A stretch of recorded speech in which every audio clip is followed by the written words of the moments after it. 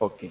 See, uh, in the annual return, in the annual return, GSTR 9 you have to file. Okay.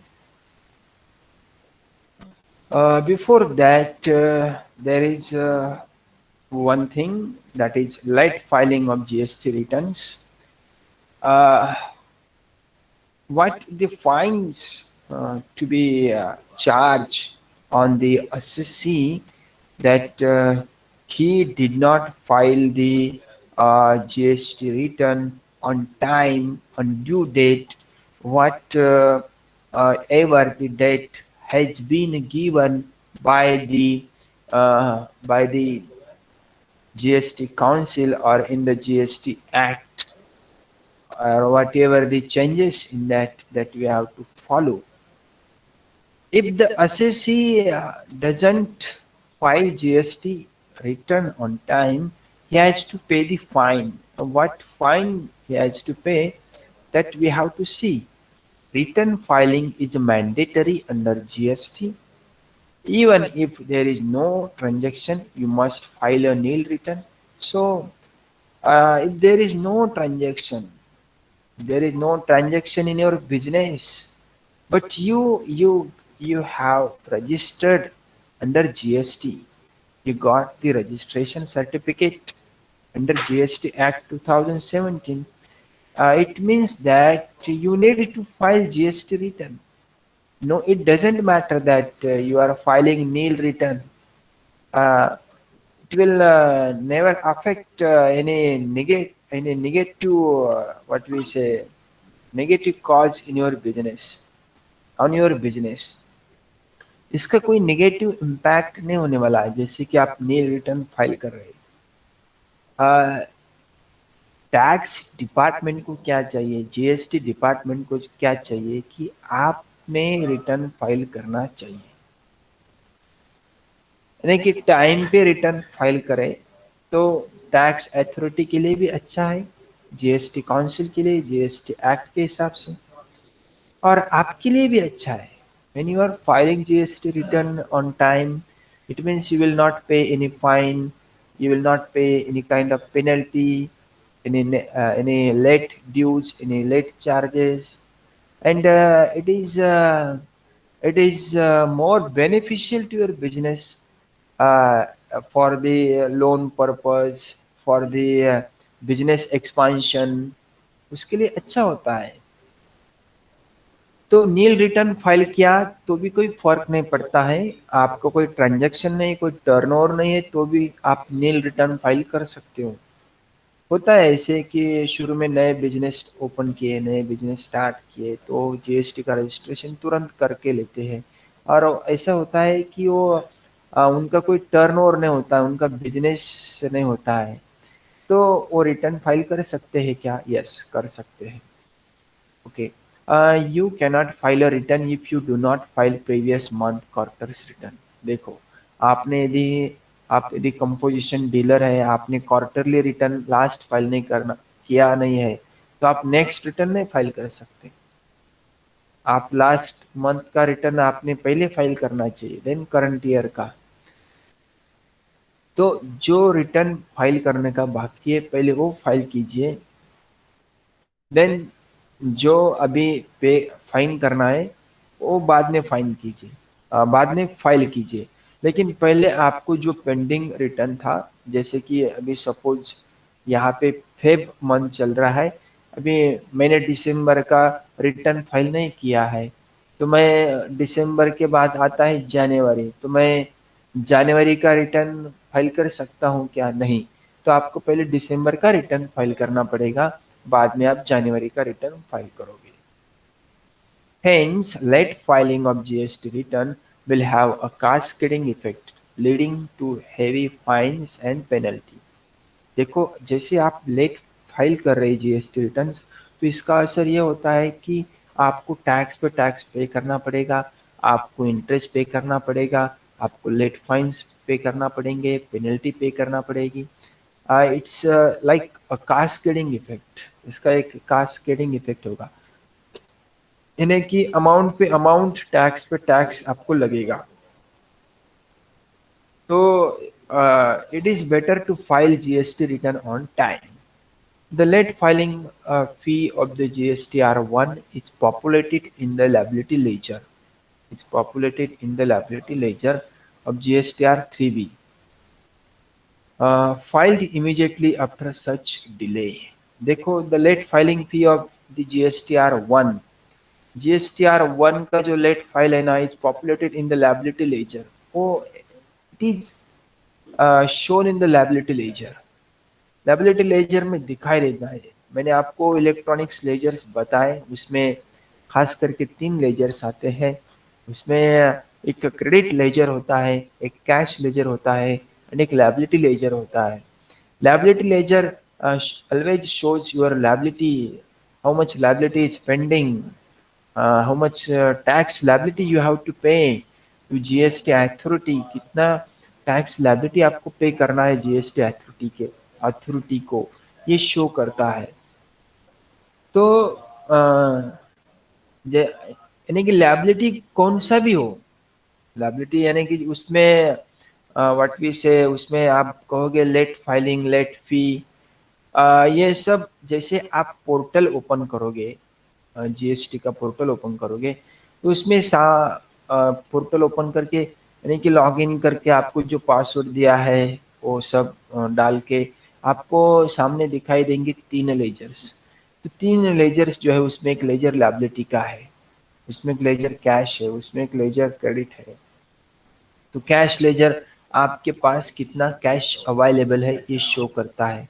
Credit ledger यानी कि आपको कितना input tax credit मिला है ये शो करता है। और जो लायबिलिटी लेजर है, आपको कितना लायबिलिटी पे करना है, आपका टैक्स कितना पे करना है, ये शो करता है। And other liabilities also shown. अभी जैसे कि लेट फाइल है, लेट फी है, वो भी दिखाया जाता है, कितना फाइन लगा है आपको। आप ये ऑनलाइन देख सकते हो, आपने लास्ट रिटर्न नहीं फाइल किया तो आपको इतना फाइन पे करना है, that you can see online. Okay, से आप लेट फाइल कर रहे हैं तो आपको देखो 18% इंटरेस्ट लगेगा पर एनम, 18% इंटरेस्ट। जैसे कि मेरा टैक्स लायबिलिटी 1 लाख है और 1 लाख मैंने पे नहीं किया, 1 लाख मेरा टैक्स लायबिलिटी मैंने 1 साल तक पे नहीं किया, तो अगले साल को मुझे 1 लाख प्लस 18,000 यानी कि 18% उन्होंने क्या कहा है, इंटरेस्ट पर एनम। तो 1 lakh plus 18,000 is equal to 1,18,000। अगले साल को इतना टैक्स लायबिलिटी मुझे पे करना है। तो 18% ये क्या है, इंटरेस्ट रेट है, यानी कि इतना इंटरेस्ट लगेगा। It has to be calculated by the taxpayer on the amount of outstanding tax to be paid, यानी कि कितना आउटस्टैंडिंग टैक्स पेबल है। जैसे कि अभी 31 मार्च के बाद 1 अप्रैल को कितना आउटस्टैंडिंग टैक्स दिखाई दे रहा है, तो अगले साल तक यानी कि जैसे कि 3 महीने तक आउटस्टैंडिंग है, 4 महीने तक आउटस्टैंडिंग है, पिछले 5 महीने से ये टैक्स लायबिलिटी दिखाई दे रहा है इनके अकाउंट पे, लेकिन ये पे नहीं कर रहे, तो उस पर इंटरेस्ट लगाओ। पिछले 6 महीने से दिखाई नहीं दे रहा है, 7 महीने से दिखाई नहीं दे रहा है, इन्होंने ये टैक्स पेड किया है, तो ये पेंडिंग बैलेंस है, तो उस पर इंटरेस्ट लगना चाहिए। यस, ऑफ कोर्स, तो उस पर इंटरेस्ट लगेगा और वो इंटरेस्ट का रेट रहेगा 18%। It shall be calculated on the net tax liability identified in the ledger. Ledger show करेगा कि आपका टैक्स लायबिलिटी कितना है। कौन सा लेजर, लायबिलिटी लेजर शो करेगा कि इनका 1 लाख रुपए टैक्स पेंडिंग है पिछले 6 महीने से, तो अभी आप टैक्स पे करने जा रहे हैं तो आपको 6 महीने का इंटरेस्ट लगेगा, यदि आप 6 महीने के बाद वो लायबिलिटी क्लियर कर रहे हैं तो। यदि आप 1 साल के बाद वो लायबिलिटी क्लियर कर रहे हैं तो आपको 1 साल का इंटरेस्ट देना पड़ेगा। तो इस प्रकार से ये फाइन दिया है। The time period will be from the next day of filing due date till the actual date of payment। तो जो ड्यू डेट है, जो पेमेंट करने का है, तो उस डेट से क्या होता है, टैक्स चार्ज किया जाता है। The time period will be from the next day of filing. यानी कि due date till the date actual date of payment, जब तक आप पेमेंट नहीं करते तब तक आपको इंटरेस्ट पे करना पड़ेगा। और जो ड्यू डेट था वो ड्यू डेट से लेके एक्चुअल पेमेंट का डेट जो है वहां तक।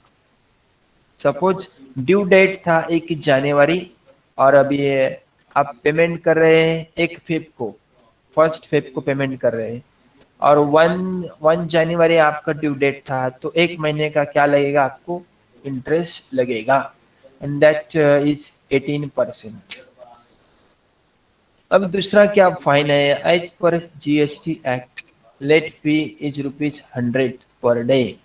लेट फी कितना है, ₹100 पर डे। देखिए एक्ट के हिसाब से, यानी कि CGST act 100 per day fees charge करेगा, late fee, and SGST act भी क्या करेगा, 100% लेट फीस चार्ज करेगा। ये तो पहले ही मैंने आपको टीच किया है। और टोटल फीस कितना लगेगा, 200 per day, ₹200 per day total fees लगेगा। तो एक दिन का जो लेट है, तो एक दिन के लिए फीस कितना लगेगा, ₹200। But there is no fees on IGST. IGST पे कोई लेट फीस नहीं है। यदि आपका ट्रांजैक्शन आईजीएसटी से हुआ है तो वहां पे आपको लेट फीस पे करने की जरूरत नहीं है। हाँ, आपका ट्रांजैक्शन इंट्रा स्टेट में हुआ है, नॉट इन इंटरस्टेट। इंटरस्टेट यानी कि between two states, intra state, intra state यानी कि विद इन स्टेट। तो इंट्रा स्टेट हुआ तो सीजीएसटी एंड एसजीएसटी चार्ज होता है, तो वहां पे लेट फीस है। यदि आप टाइम पे रिटर्न नहीं फाइल कर रहे हैं तो you have to pay late fees, and that is ₹100 per act under CGST, and ₹100 under CGST, and ₹100 under SGST. It means total will be ₹200 per day. Okay, and the maximum is ₹500। तो ये maximum ₹500 क्या है, यानी कि ज्यादा से ज्यादा late fees कितना पे कर सकते हैं आप, 5,000 तक, 5,000 तक, उससे ज्यादा नहीं पे कर सकते। सपोज आपका 2 महीने का ये है क्या, लेट लेट फी है आपका 2 महीने का, तो एक दिन के लिए कितना है, 200। 2 महीने के लिए कितना आएगा, कितना आएगा 2 महीने के लिए, can you tell me? Yes, एक दिन फोर के लिए, हंड्रेड एक दिन के लिए 200 है, तो एक महीने के लिए कितना आएगा, 6,000 आएंगे ना। एक महीने में कितने दिन होते हैं, 30 दिन होते हैं, एक महीने के लिए 6,000, एम आई राइट? 2 महीने के लिए 12,000। लेकिन इन्होंने क्या कहा है, द मैक्सिमम। अभी लेट फीस आपने पर डे कैलकुलेट किया, तो पर डे कैलकुलेट किया तो कैलकुलेशन 2 महीने का आता है 12,000 रुपए। लेकिन सब्जेक्ट टू मैक्सिमम, ज्यादा से ज्यादा कितना लेना चाहिए, 5,000। तो आपको 12,000 पे करने की जरूरत नहीं है, आप कितना पे करोगे, 5,000। तो ये कंडीशन दिया है, इससे ज्यादा आप पे नहीं कर सकते लेट फीस। हाँ, इंटरेस्ट का है, इंटरेस्ट 18% चालू है, लेकिन late fees subject to maximum 5,000। हाँ, ये 5,000 यानी कि ज्यादा दिन हो गए लेट फीस के, तो फिर आपको कोई सजा हो सकती है, आपको जेल हो सकता है, या तो आपको कोई आपकी कोई व्हाट वी से पिटिशन फाइल हो सकता है। सो अभी ये 5,000 आपने नहीं पेड किया, या तो आपका जो डेज का कैलकुलेशन है वो ज़्यादा हो गया है, तो डिपेंड करता है आप पे, आपको कौन सी सज़ा देना है। So that will be decided by the commissioner. जो कमिश्नर होते हैं वो डिसाइड करेंगे। आप पे कोई पिटिशन फाइल करना चाहे तो पिटिशन भी फाइल किया जा सकता है।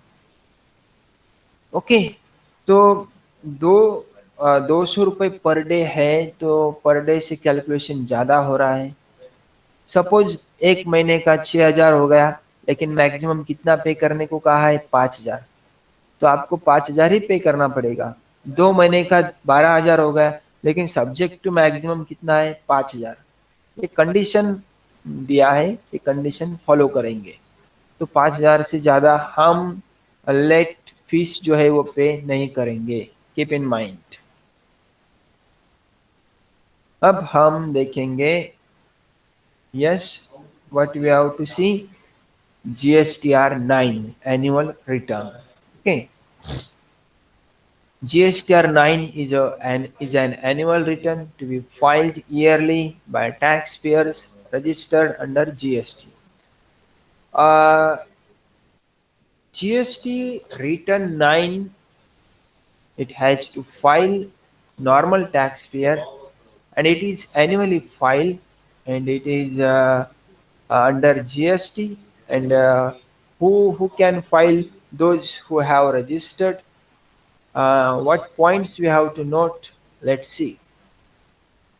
It consists of details regarding the outward and inward supplies made received during the relevant financial year under different tax rates, that is CGST, SGST, IGST, and HSN code, harmonized system of nomenclature.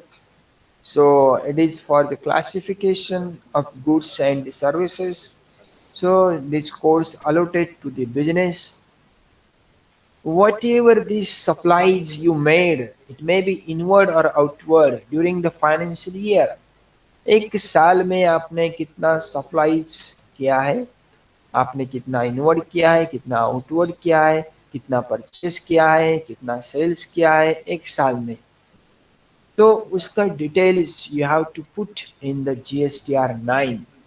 इसका details आपको GSTR 9 में देना है, और उसके हिसाब से it is easy to find. क्या इजी होगा कि GSTR 9 जब आप फाइल करोगे तो आपको पता चलेगा कि एक साल में मेरा टर्नओवर कितना है और मुझे कितना टैक्स पे करना है। How much tax I have to pay under CGST, SGST, और इट मे बी IGST और UTGST, यूनियन टेरिटरी GST हो सकता है। तो मंथली तो फाइल करना जरूरी है, लेकिन ये ईयरली एक रिटर्न चाहिए। So yearly it's a compilation, what we say, it's a consolidation, it's a combination of all the monthly quarterly returns. जो आप मंथली क्वार्टरली रिटर्न्स फाइल करते हैं उसका GSTR 9 क्या है? एनुअल रिटर्न एक कॉम्बिनेशन है, और उसको हम कहते हैं कंसोलिडेशन। तो ये आप मंथली GSTR 1 फाइल करते हैं आउटवर्ड सप्लाई के लिए, GSTR 2 इनवर्ड सप्लाई के लिए फाइल करते हैं, GSTR 3 inward and outward supply के लिए। लेकिन ये जो है ये एनुअली फाइल किया जाता है, और ये एनुअली फाइल करने के बाद आपका एक साल का टर्नओवर कितना है। मंथ में फाइल कर रहे हैं तो मंथ में ये फाइंड होता है कि आपका मंथली टर्नओवर कितना है। लेकिन यहाँ पे आप एनुअली रिटर्न फाइल कर रहे हैं तो आपको GSTR 9 फाइल करना है, and it is made compulsory, it is compulsory to every normal tax payers. तो हम आगे देखने वाले हैं कि कौन से टैक्स पेयर को ये GST रिटर्न फाइल करना है। दो complex, this return helps in extensive cancellation of data for 100% transparent disclosures. Here, the tax authorities and tax department can find what they can find the difference between monthly return and annual return. They can see the figures of 12 monthly returns। 12 जो monthly returns है उसके figures देखेंगे। 12 महीने का जो sales है, यानी कि मंथली आप दिखा रहे हैं कि इतना सेल है, जनवरी में इतना है, फरवरी में इतना है, मार्च में इतना है, अप्रैल, जून, जुलाई, अगस्त।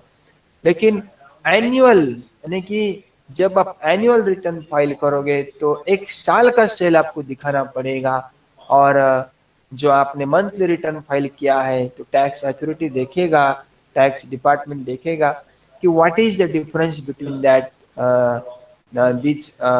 these returns that you have filed monthly and you filed annually. जो आपने एक एनुअल रिटर्न फाइल किया है उसमें कितना फिगर है, और जो आपने मंथली रिटर्न फाइल किया है उसमें कितना फिगर है. So that will be reconcile. Reconcile, it means, yes, extensive reconciliation. जैसे कि हम बैंक रिकंसलेशन स्टेटमेंट देखते हैं कि there is the reconciliation of cost profit and what we say financial profit.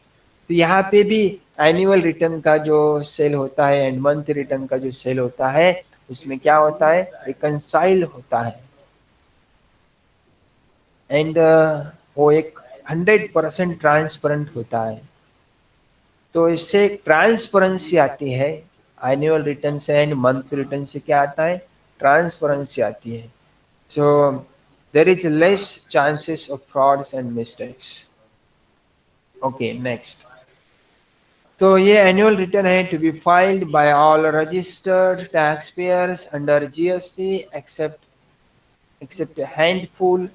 It is an annual compilation of outward supplies, inward supplies, tax liabilities, and tax credit availed during a financial year. ये सभी का combination है, इसमें सब आपको mention करना है.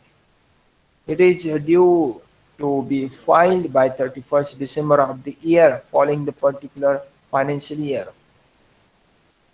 Okay, तो ये एनुअल रिटर्न के बारे में है. GSTR 9, इसमें सभी का कॉम्बिनेशन है. इनपुट टैक्स क्रेडिट है, टैक्स लायबिलिटी है, आउटवर्ड सप्लाईज, इनवर्ड सप्लाईज, और इसका ड्यू डेट बताया है 31 दिसंबर को ये फाइल करना चाहिए. अब ये GSTR 9 जो है वो कौन कौन फाइल कर सकता है, किसको फाइल करना चाहिए. ऑल टैक्स पेयर्स, इसको हम नॉर्मल टैक्स पेयर कहेंगे. Taxable persons registered under GST must file their GSTR 9. However, the following are not required to file GSTR 9. अब ये जो नीचे वाले हैं, ये जो लिस्ट दिया है 5 जन का, इनको जीएसटी एनुअल रिटर्न फाइल नहीं करना है. जैसे कि tax payer opting composition scheme must file GSTR 9A. यानी कि जो जो कंपोजिशन स्कीम में आते हैं उनके लिए GSTR 9A फाइल करना है. GSTR 9A फाइल करना है, 9 नहीं, 9A. 9 नॉर्मल टैक्स पेयर के लिए, 9A कंपोजिशन के लिए. तो कंपोजिशन वाले क्वार्टरली रिटर्न फाइल करते हैं ना, कंपोजिशन स्कीम वाले जिनका टर्नओवर 1.5 करोड़ से कम होता है, तो उनको क्वार्टरली जीएसटी रिटर्न फाइल करना है. जीएसटी रिटर्न 4 ये कंपोजिशन स्कीम के लिए है, और उनको एक एनुअल रिटर्न भी फाइल करना है, दैट इज GSTR 9A. तो इसको कैजुअल टैक्सेबल पर्सन फाइल नहीं कर सकता, इनपुट सर्विस डिस्ट्रीब्यूटर्स नहीं फाइल कर सकते, नॉन रेसिडेंट टैक्सेबल पर्सन्स, इनके लिए GSTR 10 है, 10 है. तो ये बाकी के जो दिए है लिस्ट में आते हैं, ये सभी GSTR 9 फाइल नहीं कर सकते, खाली नॉर्मल टैक्स पेयर फाइल कर सकता है. Persons paying TDS under section 51 of CGST act, जो पर्सन यानी कि एडवांस टैक्स पे करता है वो भी GSTR 9 फाइल नहीं कर सकता. GSTR 9 filing for business with turnover up to ₹2 crore made optional. अभी देखो जिनका टर्नओवर है 2 करोड़, तो उनको भी ये ऑप्शनल किया है कि असेसमेंट ईयर 17-18, फाइनेंशियल ईयर 17-18, 18-99, 2019-20 से, तो उनको GSTR रिटर्न फाइल करना जरूरी है. See due date, late fee and penalty, जो मैंने अभी डिस्कस किया उसी प्रकार से. फाइन है ₹200 per day, 100 for CGST and 100 for SGST, उसी प्रकार से फाइन लगता है. एंड इंटरेस्ट सेम है 18%.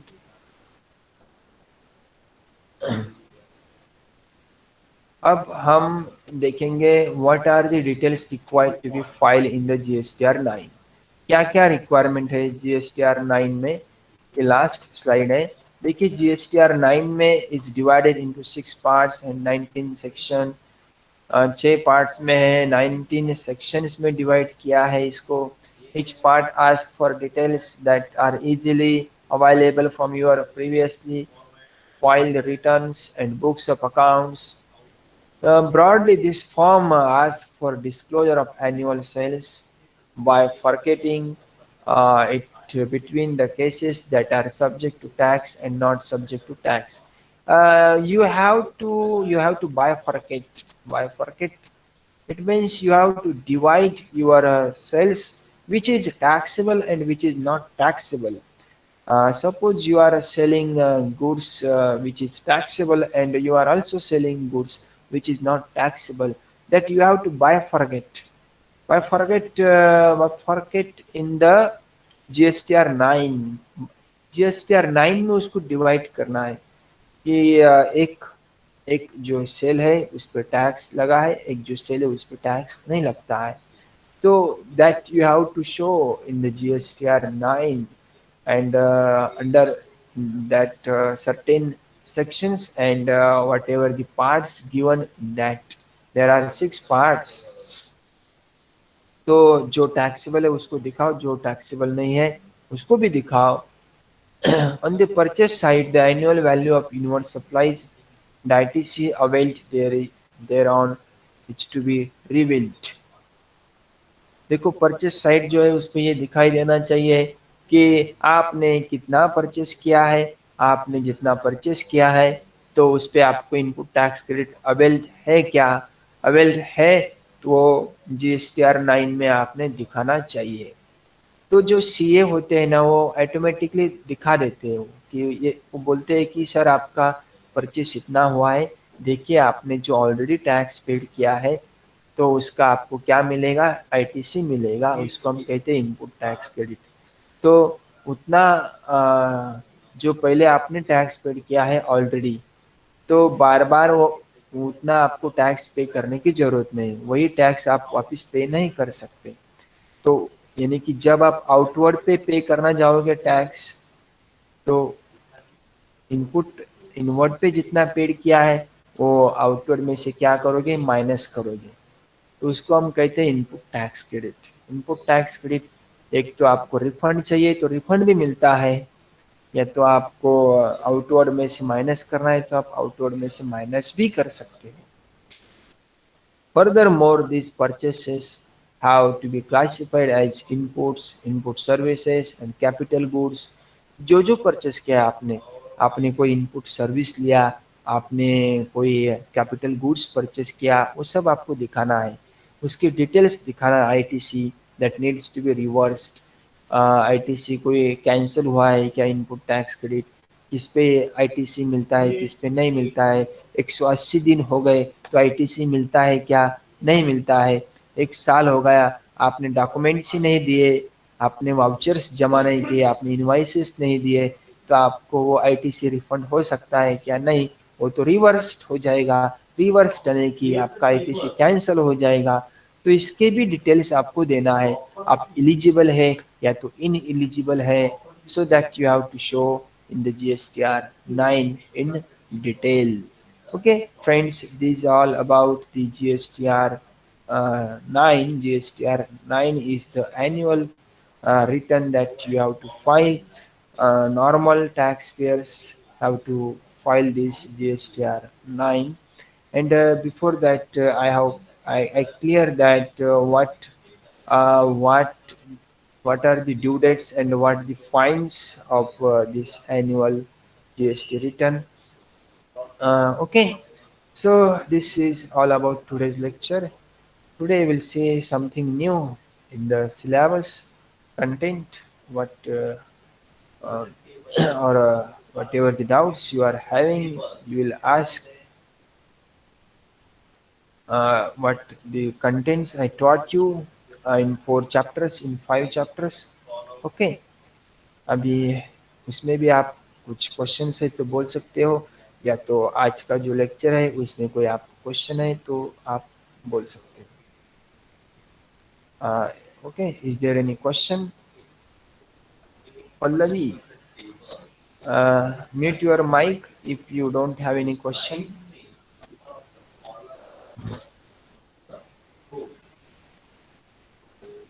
सर 5th चैप्टर की क्लास वर्क पे पीपीटी सेंड करो ना। बेटा वो सिलेबस को नहीं है आपके, अभी जो नहीं, मैंने। पर उसकी सेकंड असाइनमेंट उस पे ही ना। Okay okay, I will share, मैं शेयर करता, कोई बात नहीं, कंप्लीट करो असाइनमेंट। हेलो। हाँ बोलो सविता। हाँ सर, मतलब एग्जाम में 4 ही चैप्टर आने वाले हैं क्या आपको? यस यस यस, आपको 4 ही चैप्टर से। Okay, okay, first 4 chapters. Thank you sir. Yes. Deepak Madhukar खिस्ते।